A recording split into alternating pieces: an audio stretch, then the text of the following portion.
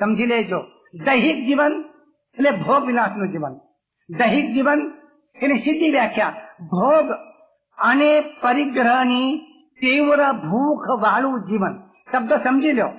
સંગ્રહ કરવાની તીવ્ર ભૂખ અને જગતના ભોગો ભોગવવાની તીવ્ર ભૂખ.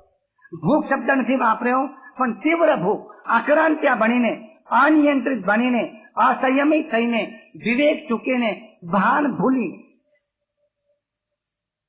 ઘણા લોકો તો ખાવા ત્યારે બેસે છે, ત્યારે ખાતા ખાતા ઊંઘવા લાગી જાય. ધન્યવાદ છે એમને કે ખાતા ખાતા ઊંઘી જાય, અને ઊંઘે એટલે ખાય, અને ખાય એટલે ઊંઘે.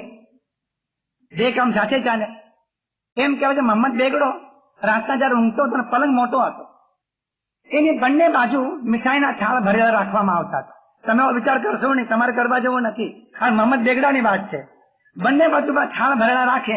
જેવો ઊંઘમાંથી ઉઠે, જમણા હાથો આવ્યો તો જમણા હાથે મુઠ્ઠો ભરે, અને ડાબા હાથે આવ્યો ડાબા હાથે મુઠ્ઠો ભરે.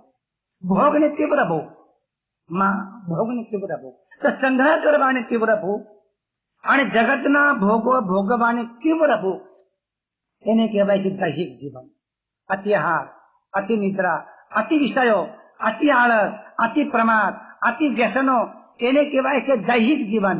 દૈહિક જીવન એટલે દેહ પ્રધાન જીવન. દેહ રાજી રહે, દેહને ગમે એ પ્રકારનું જે જીવન, તેને કહેવાય છે દૈહિક જીવન.